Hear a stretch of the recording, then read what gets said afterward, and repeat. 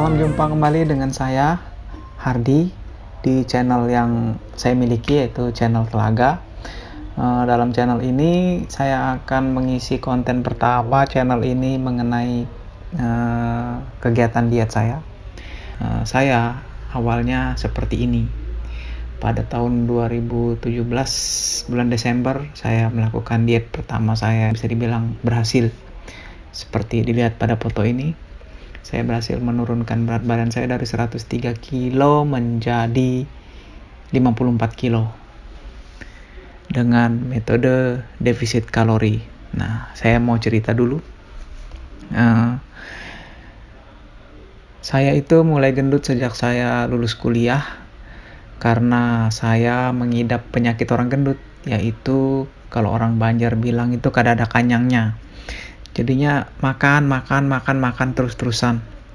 Baik itu makan cemilan, ya terutama sih cemilan, gorengan dan lain-lain, dan makannya itu saya sih tidak sadar. Menurut saya masih lapar saja, tapi kalau orang lihat saya makan terus di luar. Makanan utama atau main dish saya itu makan sarapan pagi, makan siang, dan makan malam. Itu saya masih banyak makan lainnya.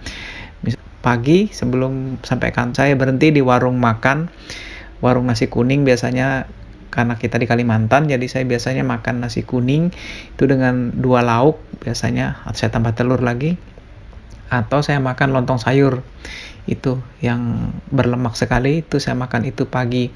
Nah, ketika sampai di kantor itu disuguhin gorengan, ya tempe goreng, tahu isi, pisang goreng, dan lain-lain, itu saya juga makan. Dan saya makan bukan cuma 1-2 biji, biasanya sampai di atas 5 biji gorengan. Itu makan terus, belum lagi minum teh kotak yang manis-manis begitu. Waktu saya makan nasi kuning atau lontong sayur juga saya minumnya teh manis gitu. Jadi kalori yang saya makan banyak.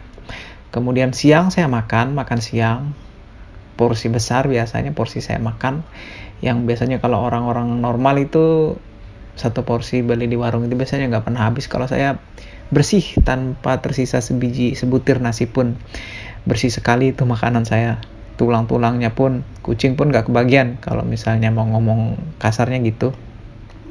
Nah, kemudian setelah makan siang itu saya masih jajan lagi, sekitar jam 2 jam 3 saya masih jajan lagi. Entah itu jajan makanan-makanan seperti waffle atau kue-kue atau apapun lah, makanan atau minum-minuman, ya saya makan lagi. Kemudian sampai di rumah itu saya makan malam, atau enggak saya masih ngemil-ngemil yang ada di rumah, misalnya nyomot-nyomot lauk, tempe goreng atau tahu goreng gitu, itu selalu saya lakukan. Selain di kulkas saya biasanya standby kacang yang selalu saya makan, saya masih ngemil begitu. Kemudian saya makan malam. Nah, setelah makan malam pun kalau misalnya saya rasa sih saya belum kenyang, jadinya saya makan terus sampai saya tidur. Cuman saya kadang dulu waktu gendut itu tidurnya nggak bisa cepet, sering tidur malam. Kalaupun saya tidur cepet itu nanti tengah malam saya bangun lagi.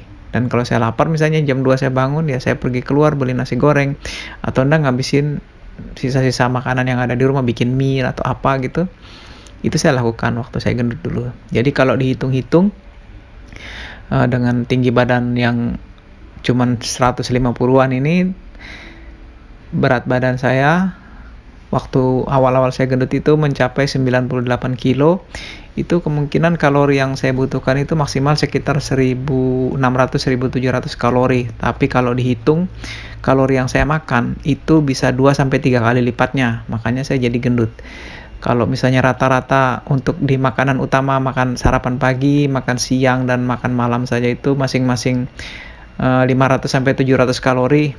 Kita anggaplah 600 kalori lah tengah-tengah. 600 kali 3 sudah 1800. Belum lagi cemilan-cemilannya, ya rata-rata 3000 kalori lah yang saya makan setiap hari. Jadi bisa dibilang 2 kali lipat dari kebutuhan kalori saya asup dari makanan. Jadi ya jadinya gendut begitu. Tapi kalau orang gendut itu nggak ngerasa, kalau dia makan terus, ngunyah terus, itu nggak ngerasa. Dia rasa sih biasa aja. Seperti saya pernah mengamati teman saya yang kurus itu, kalau saya makan, saya juga makannya agak cepet terus. Mereka baru makan 1, saya udah 2 atau 3 gitu. Ya gitulah, orang gendut itu makannya nggak pernah sadar yang dia makan. Itu kebiasaannya orang gendut. Kemudian karena gendut-gendut begitu dan aktivitas saya sering di lapangan, yang harusnya saya punya fisik yang lebih kecil supaya lincah naik turun gunung, karena saya basisnya kemarin sempat ikut survei-survei, mau survei geologi, survei topografi atau lain-lainnya itu. Ya keluar masuk hutan, naik turun gunung itu ya saya lakukan. Dengan badan saya yang gendut itu ya saya rasa saya menyusahkan tim, jadinya saya memutuskan untuk diet. Banyak diet yang sudah saya coba. Saya pernah diet cuman makan telur satu hari 3 kali, masing-masing 2 butir pagi, 2 butir siang, 2 butir malam. Itu 1 bulan saya lakukan, cuman turun sekitar 5 atau 6 kilo gitu. Dan setelah masuk hari ke-31 atau mau masuk bulan kedua itu, saya lihat telur sudah saya mau muntah, tidak bisa, sudah masuk di tenggorokan, sudah enak sekali dengan telur itu. Jadi stop lah saya diet telur.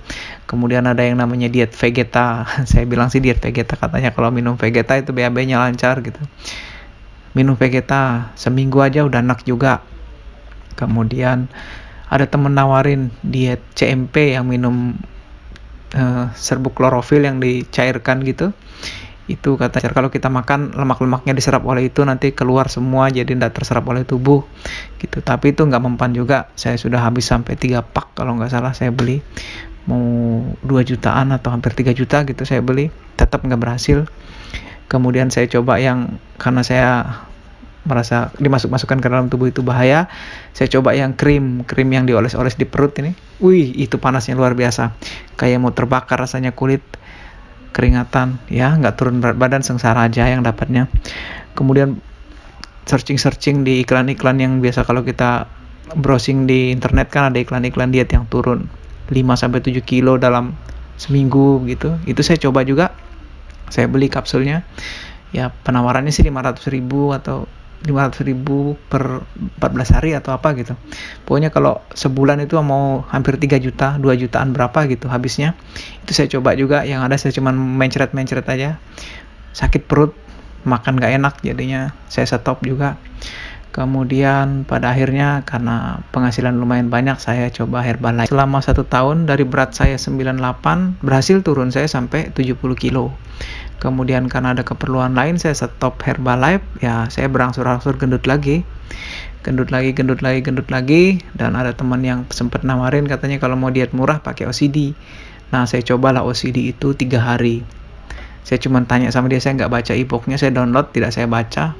Katanya ya atur jam makan. Saya pertama itu pakai pola jam makan yang 4 jam 3 hari. Hari ketiga saya diajak ke lapangan survei. Itu lihat orang-orang makan, yang namanya orang gendut kan, biasanya kan mulutnya nggak bisa diam. Lihat orang makan itu rasanya kayak mau gila. Jadinya saya makan lagi dan saya nggak OCD akhirnya. Yang saya pelajari dari metode-metode diet yang saya coba sebelum-sebelumnya itu, saya nggak pernah memahami konsep defisit kalori. Yang ditangkap oleh otak saya itu hanya produk ini bisa nurunkan, produk ini bisa nurunkan, produk ini bisa nurunkan. Bahkan ketika saya ikut Herbalife juga begitu. Distributor yang merekomendasikan saya pakai Herbalife itu tidak menjelaskan kepada saya bahwa kunci dari penurunan berat badan itu adalah defisit kalori. Dia hanya mengatur meal plan. Kalau di Herbalife itu istilahnya meal plan itu pola menu makan yang sudah diatur. Jadi cuman mengatur itu, ya memang turun ya karena terjadi defisit kalori sebenarnya. Cuman otak saya, mindset saya belum memahami konsep itu. Jadinya ya begitu, saya berhenti diet. Kemudian ya saya tetap melakukan kebiasaan orang gendut itu, yang makan karena ada kanyangnya itu tetap saya lakukan.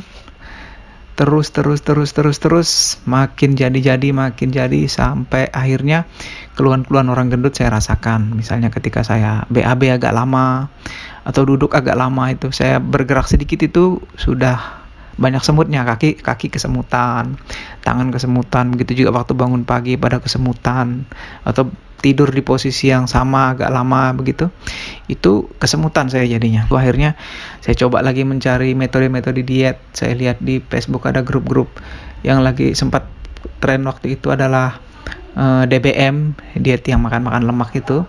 Kayaknya enak diet itu, tapi saya ngeri ngelihat lemak yang di posting itu, jadinya ya